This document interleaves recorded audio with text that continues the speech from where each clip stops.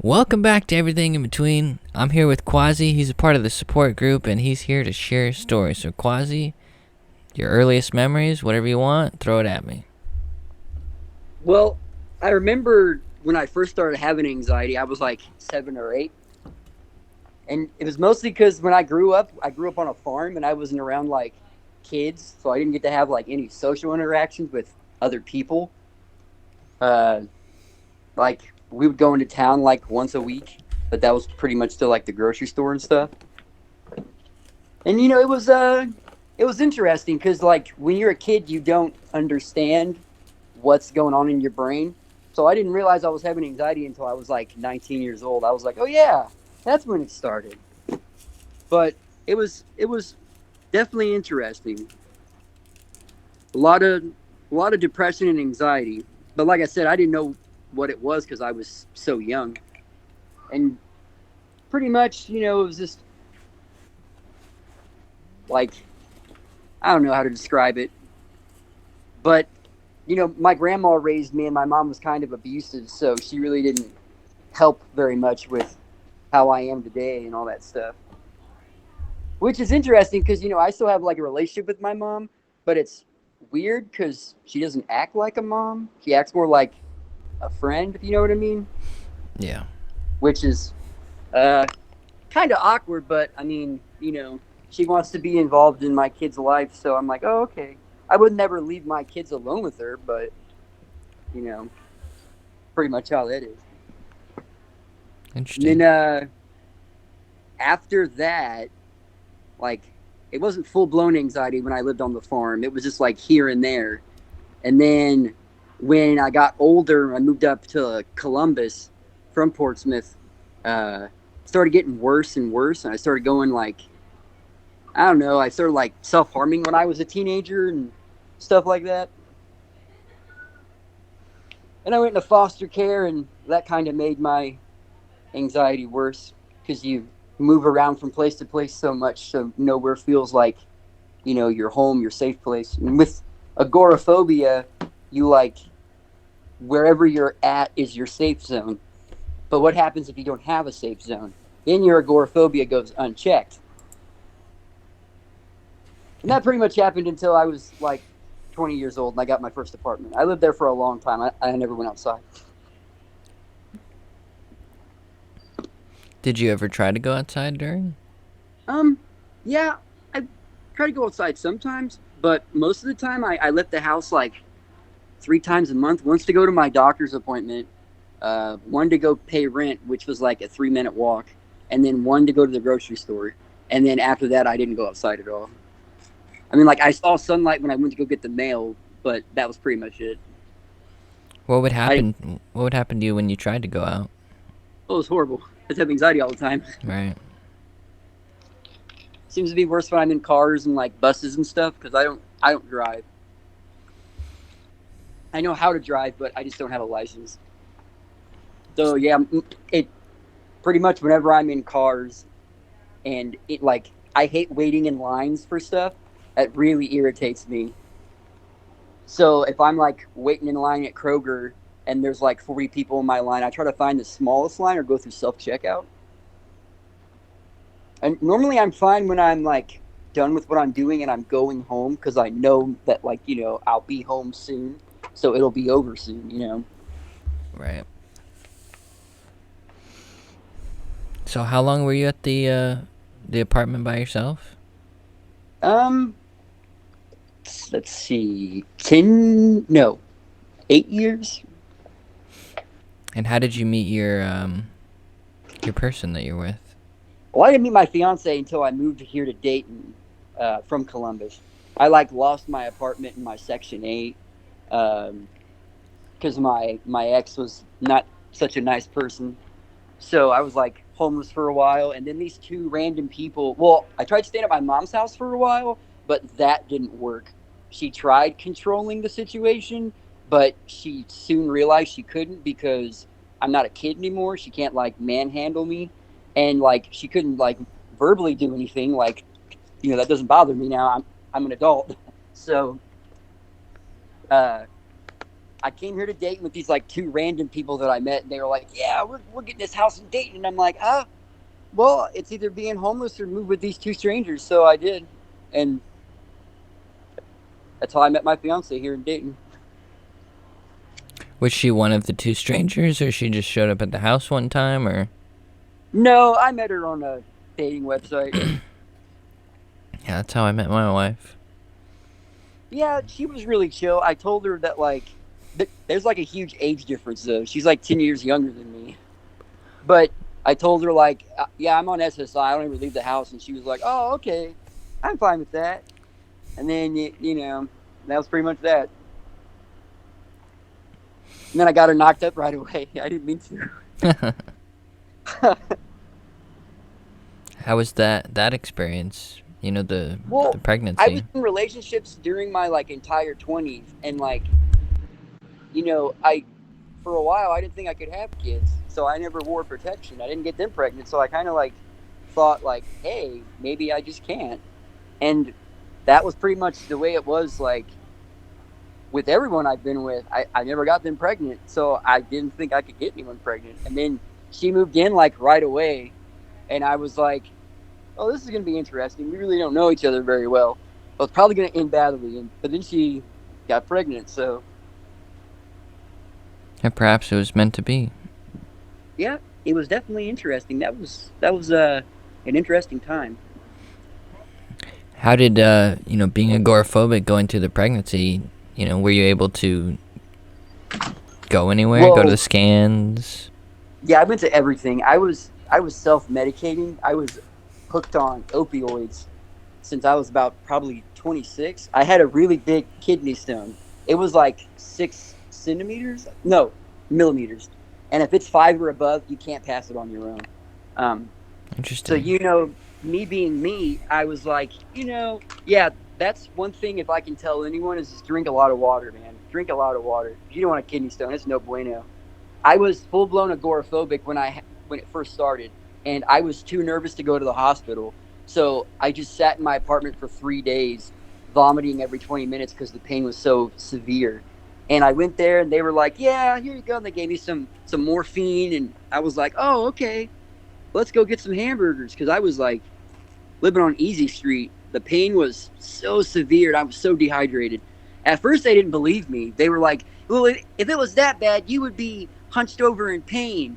And I was like, "Look, man, I know you think that I look like a bum and I'm here to score drugs, but just do an MRI and you'll see the kidney stone." Because I already went to my doctor's the day before and told her, and she was like, "Yeah," because when you have a kidney stone, the first sign is your urine looks like Pepsi. It's blood basically, and yeah, they told me that it was 4 millimeters and that I could pass it, and they sent me home with some oxycodone, and that was that. But then I went back to my doctor again for a second time, and she got a scan done, and it was way too big. And I told myself, if I'm going to get this done, I'm going to go to the best doctor I can find. So I found him. He was a doctor at OSU, and he was scheduling 9 months out. So I went 9 months being on oxycodone, and he kind of didn't believe me when I had the surgery done. And I told him like, "Hey man, I think I'm addicted to oxycodone," and he was like, "No, you're not. Go away." And that was pretty much that. No, no, oh, I'm sorry that this happened to you.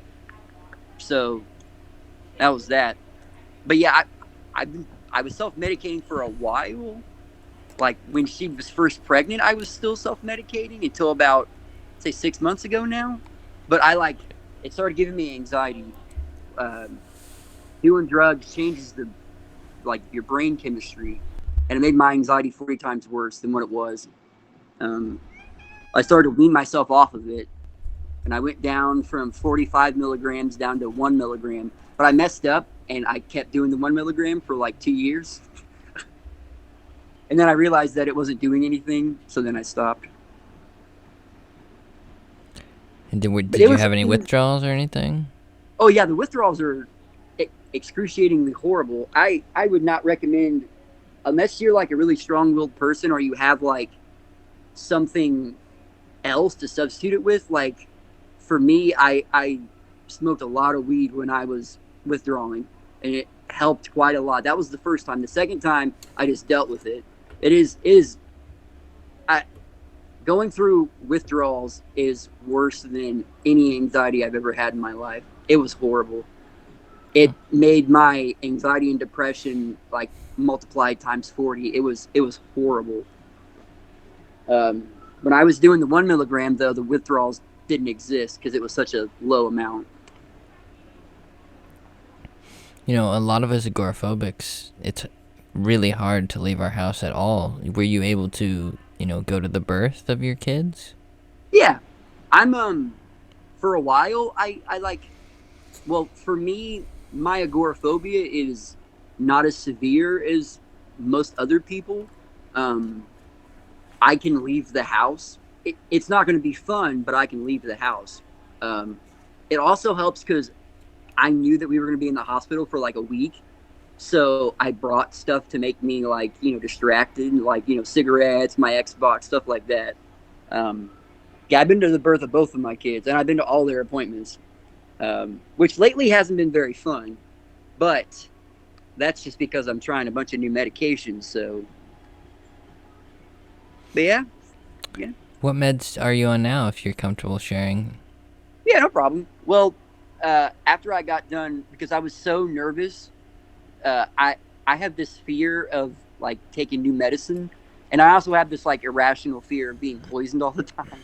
Right. But the first med I was on after I got clean was Cymbalta, but that made me so nauseous I had to go to the hospital. Um, and I was only on that for 3 days. It gave me like a placebo effect, and that was pretty much it. But I was so nauseous, I couldn't eat anything for 3 days. The next one I was on was Prozac.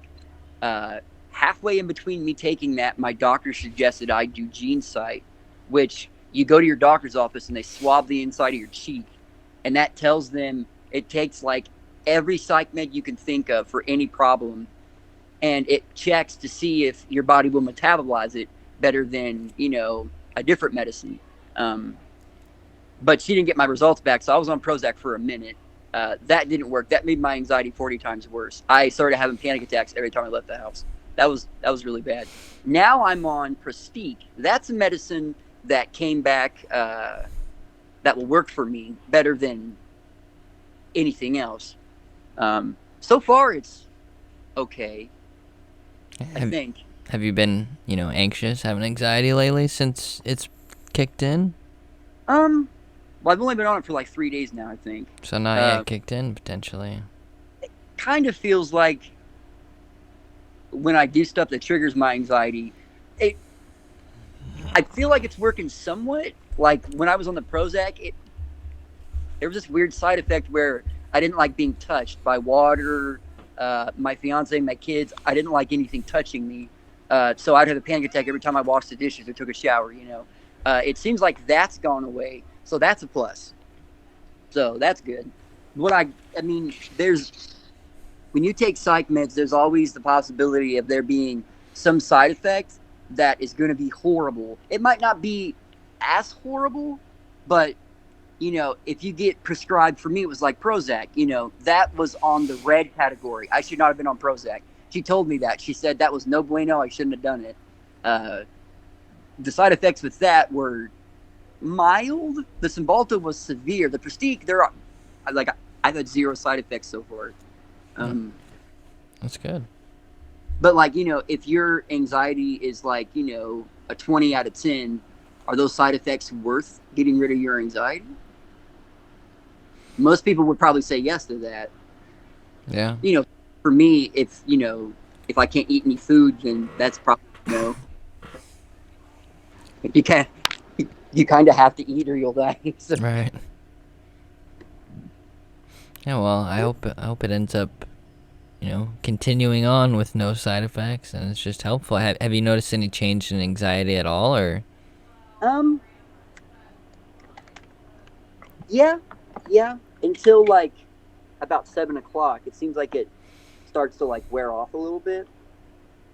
So I start to feel a little bit anxious, but that just might be me.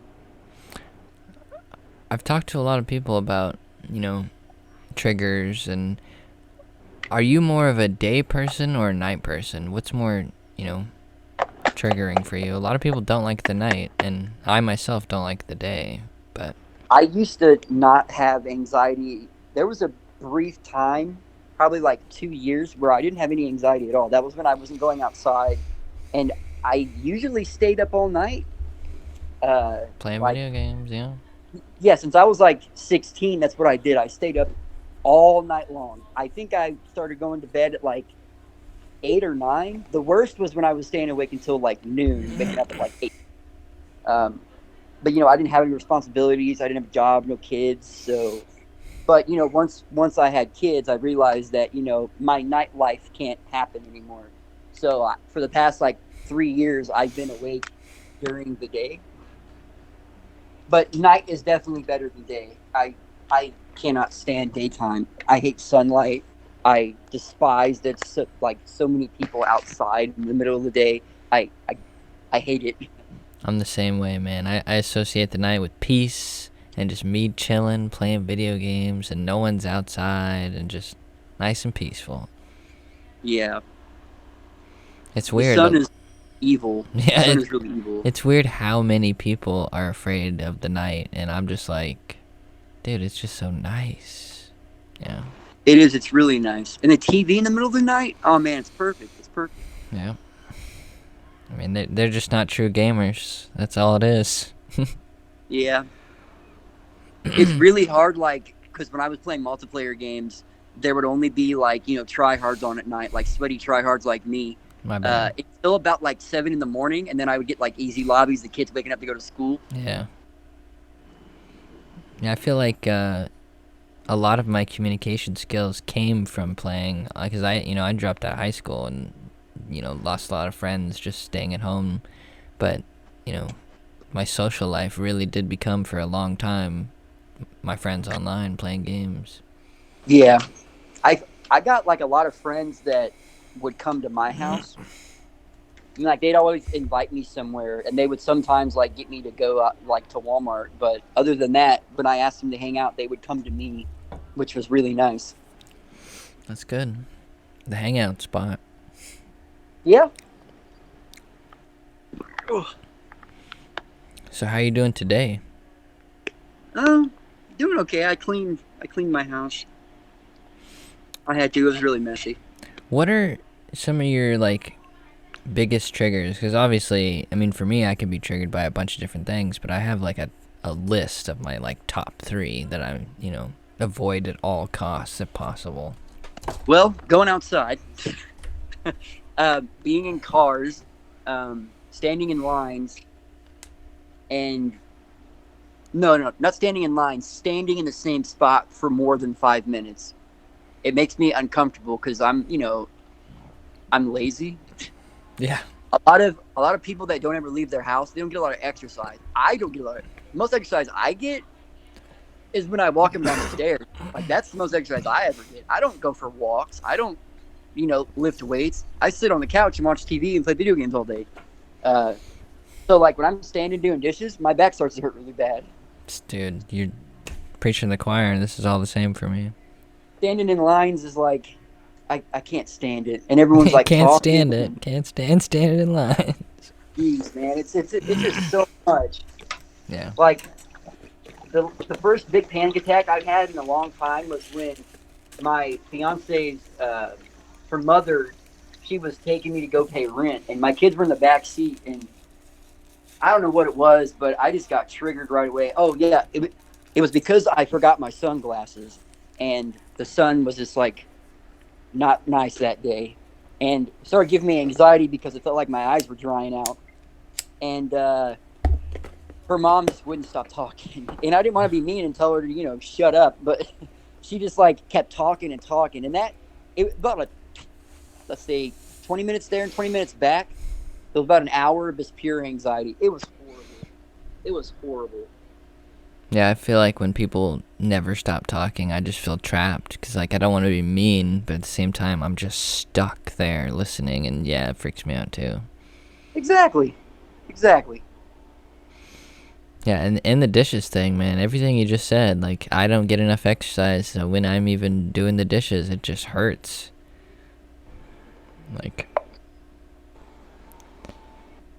I feel like we're pretty similar. I mean, my triggers are definitely car. Like, I feel like I'm trapped in this heat box. You know, we don't really have that good of AC, and it gets hot here, and, you know, there's no escape. If I freak out in the car, I can't leave. We're driving, you know what I'm saying? Yeah. And, you know, going outside, or it's not necessarily going outside. I think it's being too far away from my, you know, safe place, because potentially I can have courage enough to go to the store, which isn't that far, and, you know, my mom's house is my second safe place, and that's only 5 minutes, but much further than that, I'm afraid. I'm also afraid of being alone. I wonder if that's similar to you, but, you know, with your kids, maybe you're never alone technically. It feels like I'm always alone. Is being alone one of your triggers? No, I wouldn't say that. That's good. I feel like peaceful when I'm alone sometimes. I used to. I think for me it's like, you know, if something were to happen, no one's here to, you know, take care of me or, you know, call an ambulance if I pass out, even though I've never passed out before. I have that irrational fear that it's going to happen. Yeah, I'm always afraid that like something's wrong with me and I'm gonna die. Yeah. It's real fun. I've been dying for 6 years, man. Yeah. Have you gotten over that stage though, when you know, obviously when you're having a panic attack, it's all terror and potentially you're having those thoughts, but like, you know, when you're not and it's just anxiety, have you assigned that to anxiety, or do you still think you're gonna die? I still think it, but like, I go to the doctor a lot, so they always tell me like, "You're not dying, your heart's fine." You know, so that's always reassuring. Yeah, I was I always. had to do a stress test the other day. That wasn't very fun because I was still on Prozac, and that was like, you know, no bueno. So I went there to go do the stress test, and I couldn't get my heart rate above 140, and I was like, yeah, I gotta stop. I feel like I'm gonna pass out. I'm about to have a panic attack. And I was like, so you see a lot of old people. Do they do better than me? And she was like, yeah, they do. And I was like, oh, thanks for making me feel better, lady. I think that makes sense. I mean, you know, for me, I don't know for you, but I'm usually in a seated position, and I don't walk too much, and I think Yeah. I think that's something me and you could do. You know, find something. I mean, I have a VR headset, so sometimes I'll play Beat Saber and, you know, work out that way. Working out just, I guess it's sort of boring, but at the same time, like, I think we need to try to start moving our bodies because, you know, normal people are on their feet for 8 hours a day at, you know, at their jobs or whatever, and we're not. And, you know, we're only getting older and our body's only getting weaker, and we need to start building a little bit of muscle and resistance, you know. And Yeah. and we can do that in our safe place, you know, at home, feeling safe. And another thing, I think, you know, when we're panicking, our heart rate starts jumping, right? And we associate our heart rate going crazy with panic and fear. But you know, I was just starting to think if we started working out, you know, getting our heart rate up naturally, to where it's not like a fear thing.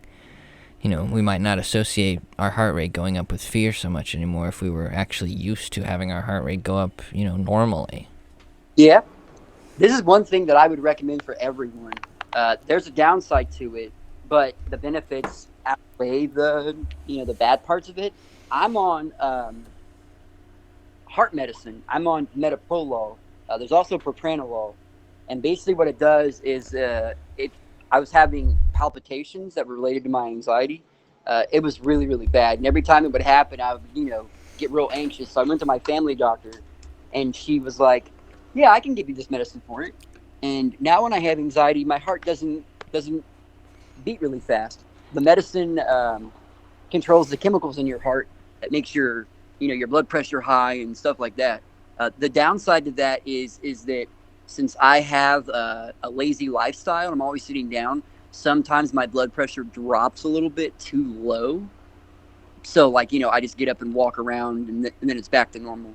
Um, but yeah, that helps a lot because I don't my heart isn't going like insane every time I have anxiety now.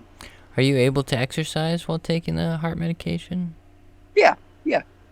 If you exercise while you're on the heart medicine, um, your heart rate won't get, you know, if you're trying to like, go out and burn calories, it's not going to work when you're on heart medicine. The most my heart rate gets when I'm like cleaning and stuff is like 110. Um, Normally it'd be like 150 if I was, doing yard work and stuff. And now it's, super low. Um, which, it's nice because, I feel like with how much anxiety I've had recently, I probably would have had a heart attack by now because my anxiety's been so heightened lately. I think a big thing for me, and it sounds like potentially for you too, because you keep using the word lazy, and I know I'm lazy, is motivation. How do you think, what do you think would even be possible to motivate you to, start trying to work out? Just, I mean, it's not that you're trying to, you know, lose weight or anything, but we're so prone to having anxiety because we get so tired so quickly, like we think something's wrong. I really do think we need to try to, you know, strengthen our muscles a little bit. Is there anything you can think of that might help motivate you to do something like that? No, Yeah, I know, I mean, right? like I do some stuff like because I stay at home and clean the entire house and take care of the kids. So I mean, like I get some exercise. Um, like when I'm talking on the phone, I like pace back and forth. I have this app on my phone that tracks how much like steps you've taken and stuff. I definitely, I mean, some days I'll sit down and just do nothing, but most of the time I am like, up doing stuff. Lately, lately I haven't though. Lately I haven't been cleaning like I should. Yeah, I'm looking around at my dirty house and I'm like, me too, man. During the day, my anxiety is like barely there, so I just want to chill and relax and not do anything because I'm excited that I can enjoy something without having anxiety.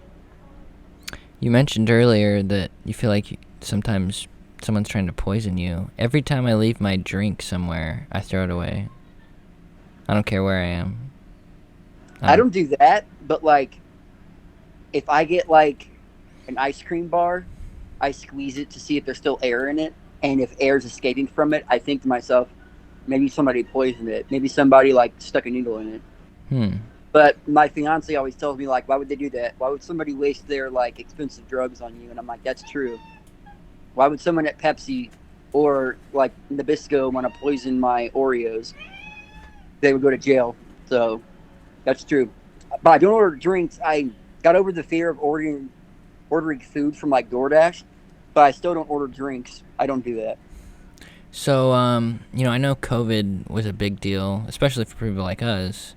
Do you still wear masks when you go out? I recently just stopped. Yeah, I still wear masks. My allergies, Oh, because yeah. I stay inside all the time. My immune system is shot. I don't have an immune system. So normally I get the flu like 4 or 5 times in the same 3 month period when winter starts. I haven't gotten. I got the flu once, and it was last year. Um, but past 3 years I've only gotten it that one time. Normally I'd have it 3 dozen times by now. Um, so I still wear my mask everywhere. My fiance does too. You also mentioned, being in lines and being impatient, and I think, even when I'm going out to like try to do exposure therapy, like if I'll walk a couple blocks away from my house and then I start to feel anxious and I turn around, I find myself wanting to instantly teleport back. Like there's so many instances where just I have so much impatience, and my impatience itself causes the anxiety. I want to be back at my safe place right now. Like, I don't know. It's nice that you own your house or do you rent? We ran. That that gives me anxiety. I hate renting places now. That's why when I moved to the place I'm at right now, I asked my landlord if I could sign a 5-year lease, and he said sure. And we're on like year, probably a year and 2 months now that we've been here. I need that stability, but in the back of my brain, I know that this isn't my safe place. I haven't had a safe place since I left my apartment in Columbus Interesting. because I have generalized anxiety too. So like, if you keep having anxiety in your safe zone, that's not your safe zone anymore. It's very hard for me to think of this house I'm in right now as my safe zone. It's not. It's not. Because in 4 years I'm gonna have to leave this place and then I'll have to go somewhere else. My apartment in Columbus, that was different. I could have stayed there forever and like nothing would have changed. But, I know that, this situation, no. No house has been my safe zone in like 6 years. That's interesting. That in 4 years you'll have to leave so you don't feel safe. Yeah, yeah. I mean, like, that's one part of my anxiety I don't have to worry about because I'm always worried about because I've been homeless so much. I'm always worried about like not being able to distract myself or go inside when it's hot and stuff like that. Um, Do you, that's good. And my rent is so cheap that I don't feel bad when I don't save any money. So that makes me feel better too. Uh, do I you mean, feel? No, go ahead. I guess safe zone kinda. All my stuff is in here. It Right. doesn't. It doesn't. Sometimes it doesn't feel like it. I Do mean, you, when I'm having anxiety and I come home, I feel better. So I guess maybe it is. do you feel confident that after the 4 years you'll find another place or stay where you're at? Like you don't think you'll end up homeless again? I think that uh, that fear of me being homeless again is irrational because I get money every month. It's not livable money, but if I had to right now, if I got kicked out of here tomorrow, I know that I could at least go stay at a cheap motel for like 3 weeks out of the month. Um, but the week after I'd be homeless for a D- week. does your significant other have a job? She has a job. So then you guys can afford stuff. Yeah. I think our landlord, he's like a slumlord, so I'm pretty sure that he'll renew the lease here. He doesn't want to like have to go find new people.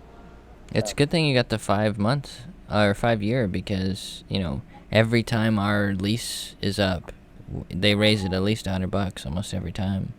That's crazy. Yeah, the place I'm at, it just stays the same. We're in like a shady neighborhood. It looks shady and run down, but it's the people are nice. That's good. Yeah, it's like a little trick. Keep the rent cheap, but it's also safe. That's nice. Yeah. I Yeah. mean, I'm always like, whenever I go outside or I walk to the store, I always carry knives and stuff. So, if someone ever tried to rob me, that'd be no bueno for them. I got like, when you have unlimited free time, you learn skills that no one else would ever think about. Like one day when I was 23, I decided like, hey, I'm going to get some throwing knives from Amazon. I'm going to learn how to use them because why not? You know what? I got some plaster so I could fix the holes in the wall. And I put a target on my wall in my apartment and I just threw knives at the wall for like 4 days straight. And I Yeah. was like, you know what? This is a good skill to have in case, I don't know, for something. Yeah. In case you get attacked or zombie apocalypse happen, gotta be Exactly. ready. No one ever thinks of that. I have like a 12-step plan for the zombie apocalypse. I If it want to. happens, I mean, I want to I'm hear it. Let's do it. I'm gonna be ready. All right. So first of all, what you got to do is you got to think smart. All right. The place you're at right now, how much food you got in there? Because I guarantee it won't last more than 6 months. Don't try to stay in your home. No bueno. Second thing you got to do: talk to your neighbors, man. Talk to your neighbors. Find out who's got guns. I know in my neighborhood which house has guns and which the guy next door to me. He's kind of chunkier, so he probably won't do so good in the zombie apocalypse. So I have a good chance of going over there and taking his guns. Uh, so that's your second step. Your third step is you got to find a vehicle. Now, for me, because I live in Ohio, the Defense Depot. See, you think you would want to go there first right away, but there's still going to be Army people alive. So you got to wait on that. Your next step would be find like where all the school buses go to park, and you got to know how to hotwire, a car, which I learned, which is fantastic. So I go to where the all the school buses are parked, and you don't want to like a giant school bus. It's like one of those short buses, you know.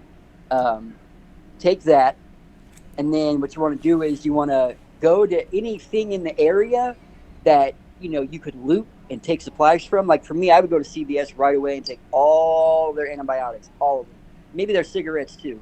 uh, Hit up like a smoke shop, a gun store, maybe if the owners aren't there. Maybe a military surplus store. um, Maybe Walmart. Well, Walmart doesn't sell ammunition anymore, so maybe not Walmart. And then what you want to do is you want to go to like a Walmart, a Kroger, or a Sam's Club, and you're just gonna live there. Uh, Take a note from the original Dawn of the Dead from George Romero, and you take semi trucks anywhere in the area, semi trucks, and you block the front entrances so zombies can't press up against it. You lower all the security gates. Uh, one Leave one of the loading dock bays open in the back. The other one's like boarded up, and then just back your school bus right up to it. So when you open it, you can get in through the emergency exit in the back of the school bus. And there you go. You have roof access. You have camera system in the security office. There's even a holding cell in case some survivors like help me. You can make him go in there and leave him in there for a week and see if he turns or not.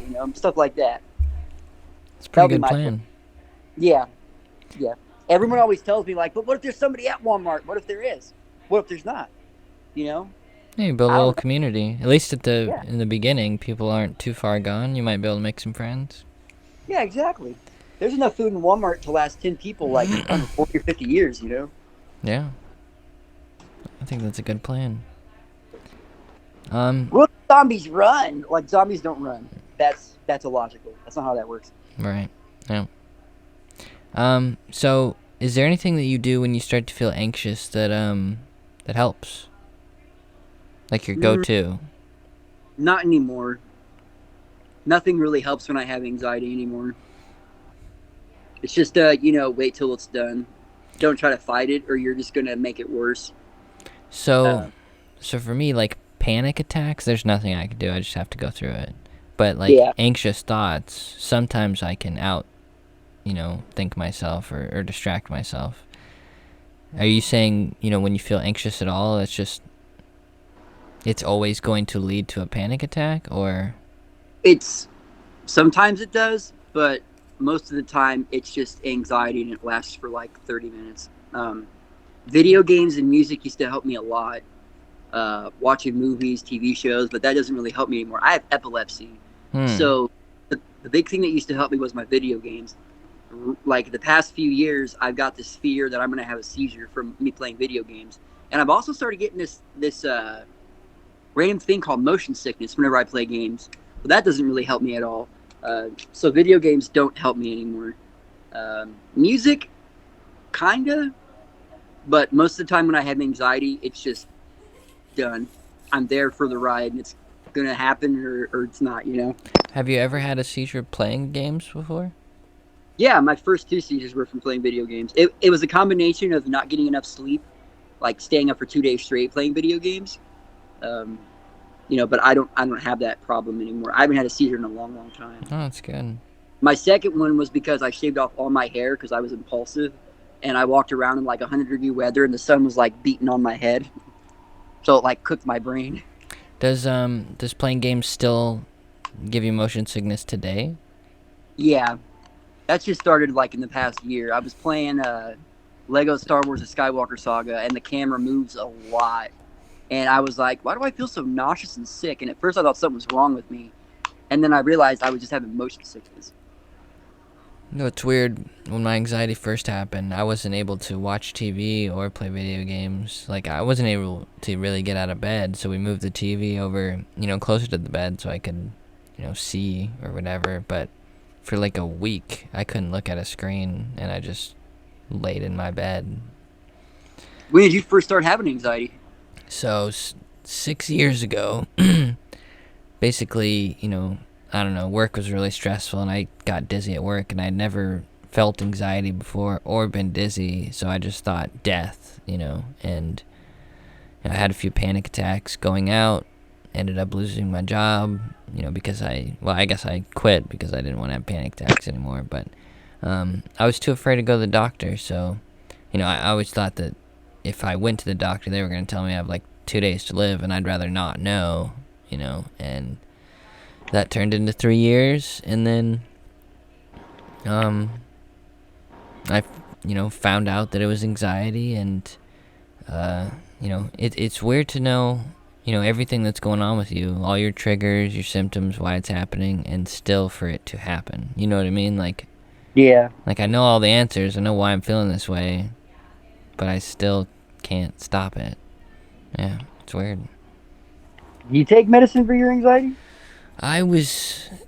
So when I was 4 years old, I was diagnosed with ADHD, and I was put on meds from 4 till I was 20 years old when I lost my insurance. And 5 years of not being on meds, I was pretty much fine, and then anxiety happened. So I'm actually terrified of taking meds.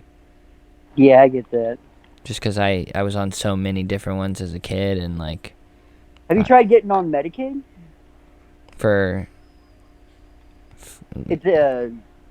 It's like government insurance or whatever. So yeah, I am on the poor man's insurance. That's how I'm able to see my therapist. Well, that's good at least. Yeah. Not having insurance, that scares me thinking about that. Yeah, they wanted me to see a psychologist or whoever prescribes meds, and I met with them, and 20-minute conversation, they're like, yeah, take this, and I'm like, no. But yeah, I mean, I know that, like, even if I take a Tylenol, I freak out. So I know it's me. I'm the reason I don't take meds, and potentially they could even help me. I'm just, terrified of them. Just, anything that changes, like, if I haven't eaten, or if I didn't get enough sleep, or if there's any, like, weird ache in my body, I just lose my shit. So, like... Are you afraid of the side effects from medicine? Yeah, so, like, any change that happens to me, like, if there was, like, dizziness or nausea or whatever, if I feel that, it's just panic. So... I would, like I said in the group, I would recommend talking to your doctor about the gene site test. Because, like, if you take a medicine that has a horrible side effect that makes you feel a certain way, that medicine probably isn't in the green for you to take. Your body doesn't metabolize it well. If you get, like, migraines or you're super dizzy, that's because your body isn't processing the chemicals the right way. That's how it was for me with Cymbalta. It made me super nauseous. Come to find out, Cymbalta is on the, not in the green for me to take. Medicine that's in the green, it's going to get absorbed into your body the correct way, and there might be some side effects, but for instance, I used to get super anxious about side effects of medicine, but then I started reading it, and if I was having that, then I realized that, I'm not dying; it's just a side effect from the medicine. But like, Prestique is in the green for me, and so far no horrible side effects, which is fantastic. But yeah, I totally get not wanting to take medicine. I totally get that. So, what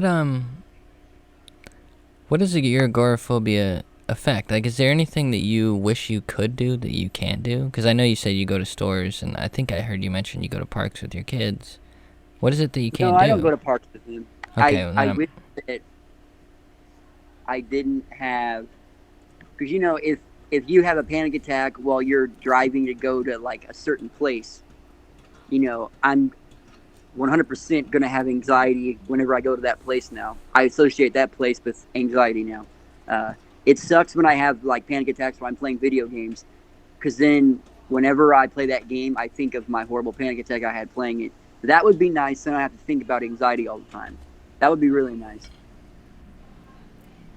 And it'd be nice to be able to, like, go somewhere without having anxiety, like not have to worry about, like, if I'm gonna walk to the park, am I gonna have a panic attack? That would be nice.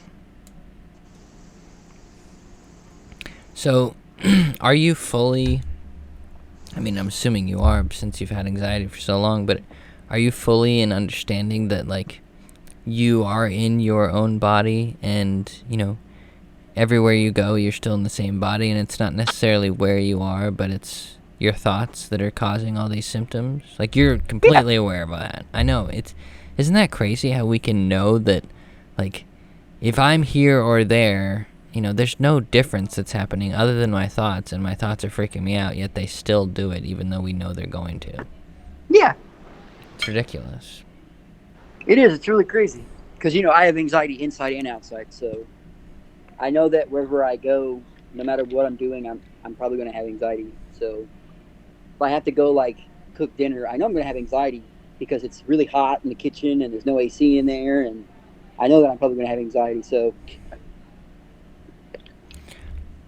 Well, I hope these meds start kicking in because, when's the last time you've, like, known what a fear is and tried to do it anyways? Like, on um purpose, face the fear. um well, I mean, like I face the fear every time I go to the store. Yeah?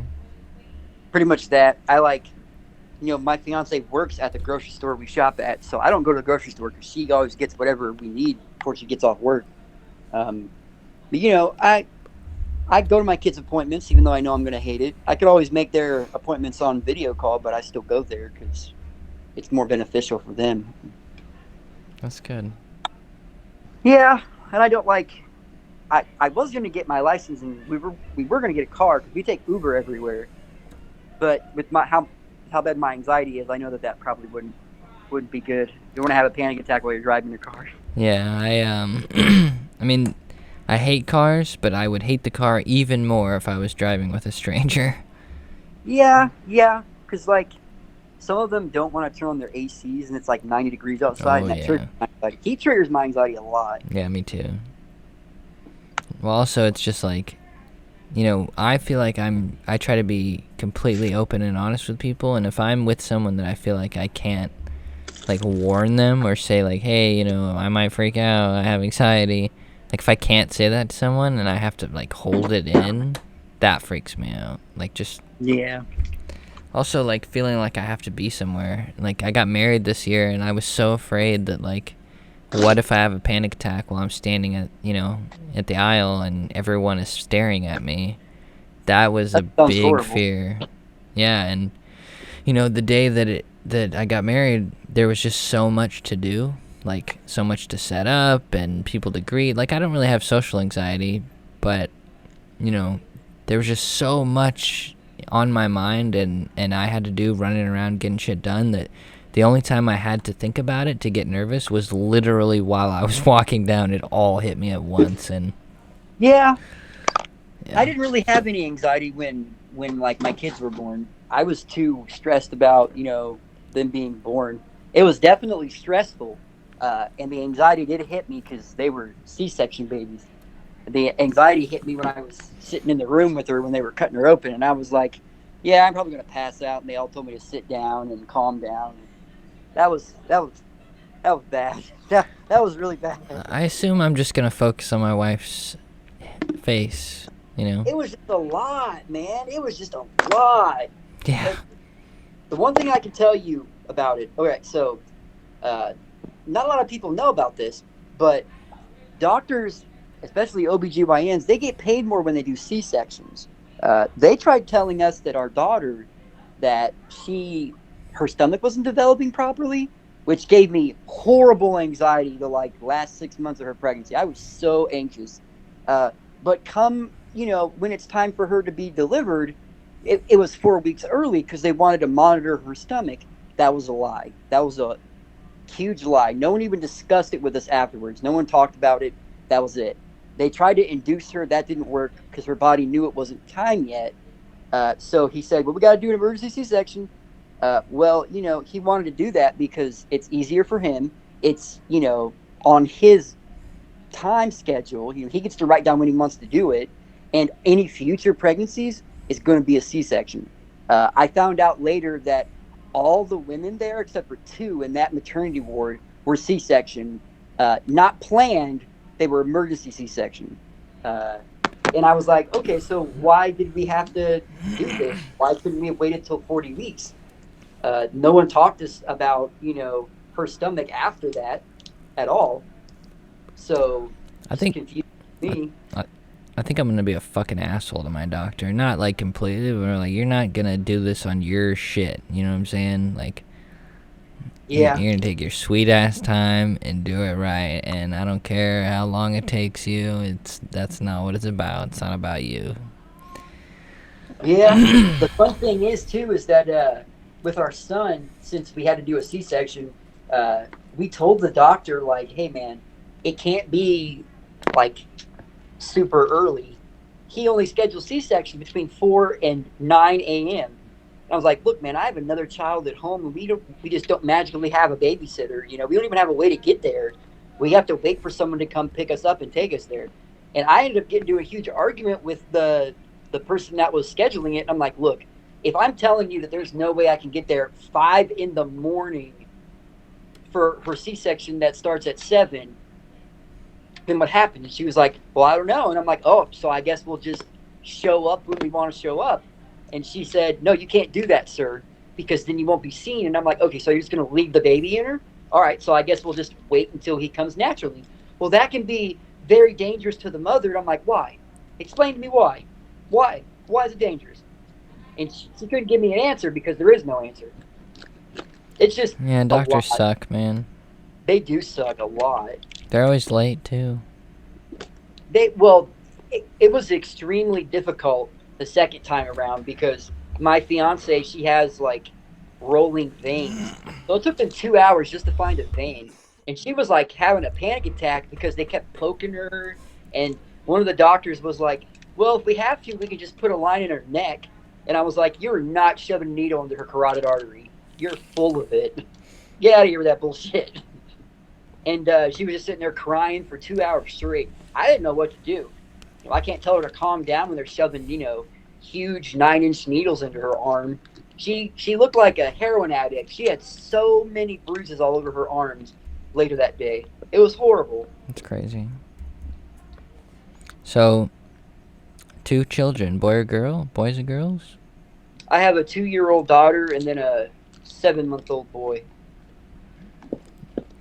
I mean, it's not the standard way of living, but I mean, it's going to be the same route that I'm going to take. We're going to be stay-at-home wives. And, yeah, so when you look at your kids, does that give you a sense of meaning and, courage potentially to... Yeah. I have, whenever I look at my kids, I feel good about myself because I'm doing something. I'm not just like sitting around. Plus, because I don't have a lot of friends nowadays, so I know that when they get older, I can teach them about video games and Harry Potter and Lord of the Rings and stuff. So Yeah. I'm in a very similar boat, my friend. because I talk to my fiance about stuff, and I know she doesn't. She tries to care, but she doesn't care about Star Wars. Yeah. She's not gonna watch it with me either. There's like 30 movies now. Watch She's nice enough to sit down and watch Harry Potter with me. And I'm like, "You know what? Thank you." And then she was like, "No to Lord of the Rings and no to Star Wars." And I'm like, "You know what? I'll take Marvel movies and Harry Potter, man. That's good enough." Yeah. Watch the boy is going to be all into whatever she's into, and the girl's going to be the biggest Star Wars fan. That would be fun. Just one of them being like, she likes Harry Potter and he likes Lord of the Rings. That would be fine with me. Yeah. Make, some cool Halloween costumes. Yeah, this year for Halloween, what I'm going to do is, because he's so tiny, he can fit in one of those backpacks you put on your back. I'm going to dress up as Luke Skywalker, and I'm going to put him in a Yoda costume. Baby Yoda, yeah. No, not Baby Yoda. Oh, like Yoda, okay. Well, I mean, yeah, Luke was with, Grogu, yeah. too. Could go It's that going to route. be the training outfit from The Empire Strikes Back. That sounds like a good plan. What's going on with the daughter? No plans yet?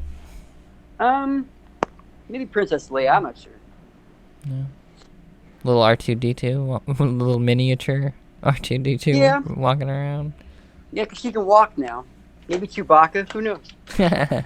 Last year she was a werewolf and I was a werewolf. That sounds awesome, man. Yeah, I have yet to tell many people, so potentially, if someone listens to this is the first time they even understand. We just found out that we're pregnant. How many tests did she take? 2. Wow. And it's like it's supposed to be 99% accuracy, and we've been trying for a year. Honestly, I always record like us going to look at the test, but she took it and immediately both times she came out crying, and I was like, fuck, I better hit the record button. So I got a little bit late reaction, but Hey, that was still a pretty good reaction, though.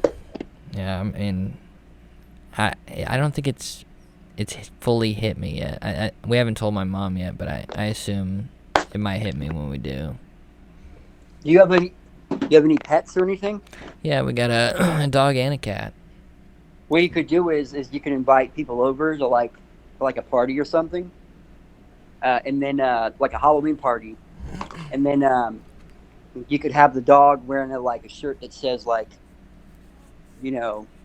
saying that she's pregnant. Yeah, or I don't know, or a big brother. the way we did it was I don't remember how we did it. With him, I know that we had a shirt for Iris that said, "I'm going to be a big sister." And that was pretty much how everyone knew. Yeah. But for a while, no one even looked at the shirt, and I was like, "This is annoying." No one's even looking at the shirt. Well, so I had one more question for you, and obviously, if you have anything else to say, you totally can. But, you just got into this group not too long ago. How you liking it? It's good. Sometimes there's already conversations going, so if you say something, sometimes like people might not read it, or they keep talking to the other people they were already talking to first. Right. I've noticed there's a lot of women and not a lot of men in the group,